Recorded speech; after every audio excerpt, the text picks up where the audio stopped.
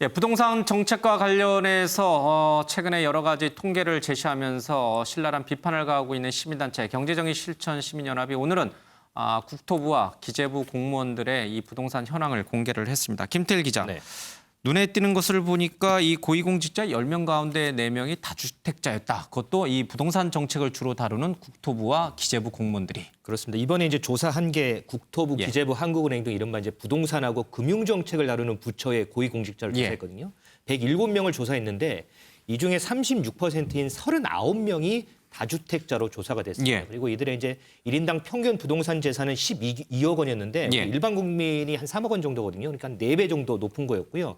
그리고 다주택자 대부분이 서울 강남하고 세종시에 주택을 보유하고 있었습니다.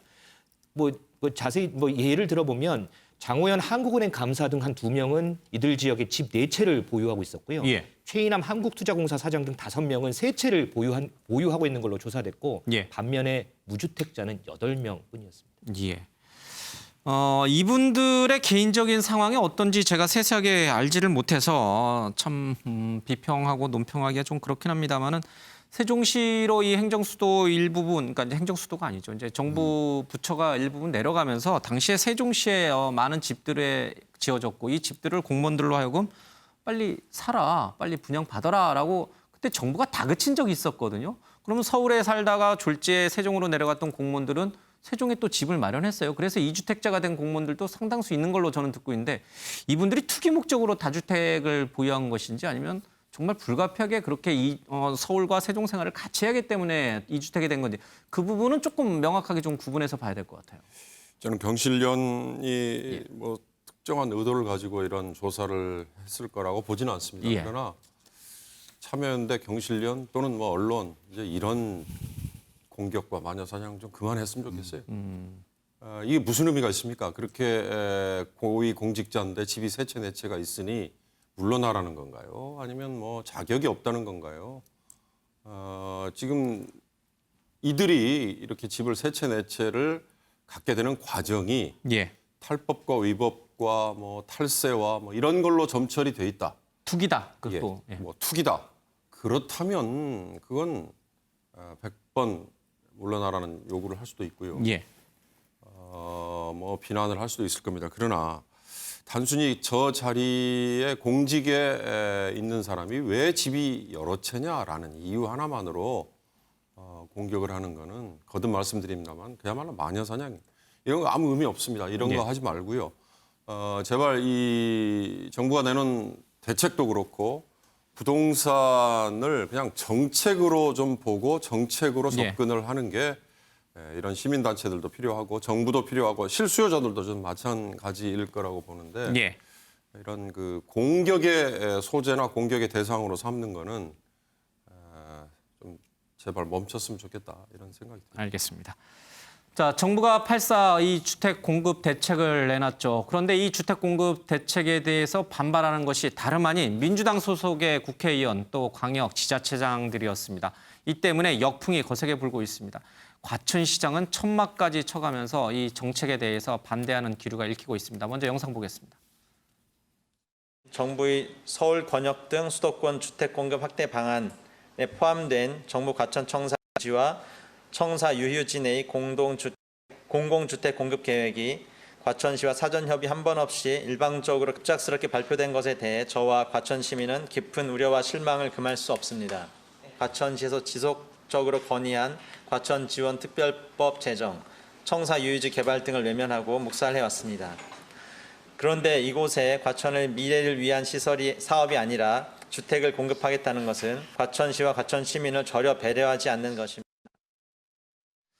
유호정 기자, 지금 8.4 주택 공급 정책에 들어가 있는 과천시, 그러니까 정부 과천청사 부지예요. 그곳을 가보신 분들은 알겠지만 넓은 녹지 공간이란 말이죠. 과천 시민들에게는 굉장히 이제 휴식처로 인식되는 공간인데 저기에 집을 짓겠다, 아파트를 짓겠다. 민주당 소속의 이 김종천 과천시장 입장에서 보면은 참 애매한, 좀 힘든 상황이 됐어요. 네, 어제 이제 마포, 노원, 과천 소속 의원들 그리고 지자체장들이 다 이 정책에 어떻게 보면 반발하고 나섰는데 공교롭게도 이제 다 민주당 소속 의원들이어서 예. 이렇게 좀 공교로운 이제 그림이 만들어졌는데 어떻게 보면은 지역 구민들을 대표하는 의원이고 지역 구민들의 목소리를 대변하는 지자체장이기 때문에 이런 목소리가 당연해 보일 수도 예. 있지만 그렇지만 어쨌든 민주당에서 밀어붙이는 이 부동산 대책 그리고 주택 공급 이런 것들이 이제 소속 지자체장들과 사전 조율이 안 된 예. 것 아니겠느냐라는 지적들이 지금 나오고 있는 상황입니다. 지금 보시는 것처럼 저 천막 뒤에 이렇게 초록색의 푸른 이제 벌판, 예. 이 들판이 예. 이제 있잖아요. 저기가 이제 과천시장 앞마당인데요. 이 때문에 과천시장이 저기에 천막을 설치를 했습니다. 시장실이라고 하는데요. 예. 이 계획을 철회할 때까지 안에 시장실이 아닌 이 천막 시장실에서 진무를 보겠다라는 예. 입장을 밝히고 있는 상황입니다. 집권 여당과 현 정부가 추진하고 있는 주택 공급 정책에 반기를 든 사람이 다름 아닌 그 집권 여당 소속의 지자체장이다. 시민들은 어떻게 이것을 보고 있을까? 김태일 기자, 지금 마포 쪽에도 이 정청래 의원이 속해 있는 지역에 상암동 쪽에 공공 임대주택이 들어설 것으로 이제 발표가 됐죠. 정청래 의원은 그러나 대표적인 친문 의원은 아니었던가요? 정부 여당을 굉장히 전폭적으로 지지하는 그런 분이셨잖아요. 그렇습니다. 지금까지 예. 뭐 정부 여당에 항상 바른 소리하고 좀 지지하는 이런 입장이었죠. 강경한 분이셨죠. 예. 그렇습니다. 그런데 이제 이번에 아까 과천시장과 더불어서 이 정청래 의원이 지역구 이제 마포구예요. 예. 마포구에 이제 지금 공공주택을 짓는다고 하니까 지금 상암동의 임대 비율이 47%인데 예. 또 임대주택을 지어야 하느냐라면서 좀 반발의 목소리를 냈죠. 예. 그랬더니 지금 민주당 당원 게시판에는 흑수저 출신이라더니 임대 아파트가 불편한 것이냐. 예. 상암동 임대주택 사는 47%가 선거 때 찍어준 것이다라는 등의 이제 비판의 이런 글들이 막 예. 쏟아지고요. 특히나 이제 정청래 의원이 일전에 이 공수처법 반대했던 금태섭 전 의원을 향해서 당론에 반대하면 탈당하라 이렇게 비판을 했거든요. 그런 적이 있었죠. 그렇습니다. 예. 이제 그거를 빗대서 정청래 의원은 왜 당론을 따르지 않느냐, 민주당 탈당해야 되는 거 예. 아니냐 이런 글도 올라오고 있습니다. 지금 이제 정 의원은 현재 별다른 입장은 내놓지 않고 있습니다. 당원이나 친문 인사들의 엄청난 공격을 받고 있군요. 예, 금태섭 의원과 완전히 상황이 이제 똑같아져 버렸어요. 그렇죠? 예. 청와대 쪽에서도 이렇게 민주당 소속의 지자체장 그리고 국회의원들이 반발하니까 이게 국민 눈높이에서 봤을 때 어떻게 정부 정책에 신뢰를 할 수 있겠느냐 이런 얘기도 나오고 있고 또 여당 소속의 정치인이면은 좀 반대 의견을 표하더라도 좀 적절한 절차라든지 아니면 톤 조절을 해야 한다 이런 얘기가 있는 것 같습니다. 이게 내로남불이라는 비판이 딱 맞아떨어지게 돼요. 아니 저는 내로남불이 아니라 이거 소통의 부족이었던 것 같아요. 정부가 잘못한 거예요? 그러면? 예, 저는 100% 정부가 잘못한 것 같습니다. 예. 왜냐하면 이렇게 해서 여기를 이게 좀 사전에 이렇게 노출이 되면 안 되는 부분이 있지만 지자체장이나 관계자들하고 의논을 했어야죠. 왜냐하면 의논하면 그분들이 찬성했을까요? 아니, 그러니까 찬성을 안 했다면 그것을 예. 설득하게 계속 가야죠. 요번에 나온 대책이 얼마나 졸속이냐면요. 예. 공공 재건축에 지금 5만 가구, 5만에서 7만 가구 예. 넣는다 그랬는데 그 근거를 대라 그러니까 뭐라 그랬습니까? 92개 재건축에 있는 데서 약 20%가 동참을 할 것 같다고 가정을 해서 이렇게 나온 거거든요. 그러니까 지금 모든 지금 재건축 하면서 특히 음마 아파트 같은 예. 데는 좀 딱 안 하겠다. 설득하는 과정과 소통하는 과정이 전혀 예. 없이 이게 나오다 보니까 이거는 자기네 집 앞에 뭐를 짓고 거기 지면은 40년, 50년간 이제 지나가는 예. 거 아닙니까? 그런데 이렇게 한마디도 없다 그러면 이거는 아무리 같은 당 소속이라도 예. 이거는 소통이 부족하고 하물며 자기네 당내의 소통이 부족한데 국민들하고는 그럼 어떻게 소통을 하겠습니까? 예. 지금 부동산 정책이 굉장히 금이 여러 군데 간 도자기 같아요. 근데 이것을 자꾸만 아주 잘 모셔서 우리가 옮겨야 되는데 이렇게 그냥 공중에 후익 던지듯이 하면요.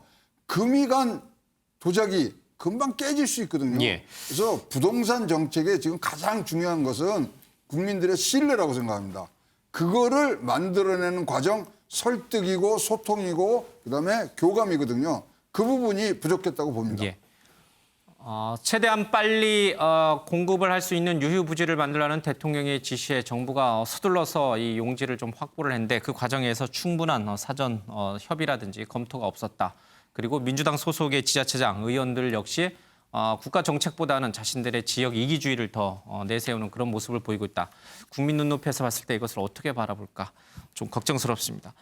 이 외에도 앞서 시행이 됐던 임대차 보호 3법 처리 과정에서 유호정 기자, 집권 여당은 이 법을 처리하면서 집 없는 사람들에게 집을 마련할 기회를 주고 또 전세 월세 사시는 분들에게 도움이 되고자 이 법을 추진한다라는 취지로 설명을 했어요. 그러나 정작 집 없는 서민들도 그렇고 집을 한 채 보유하고 있는 사람들도 그렇고 다 이 임대차 보호 3법에 대해서 부정적 의견이 많아요. 네, 여론조사 결과 반대 여론이 찬성보다 더 많은 것으로 지금 특이하군요. 파악이 예. 네, 됐습니다. 일단 수도권은 물론 비수도권에서도 반대가 훨씬 많은 상황이고요. 집이 있고 없고 이걸 이제 따져서 이제 통계를 내봤을 때 예. 유주택자 중에 찬성은 43.1%, 반대는 51%고요. 예.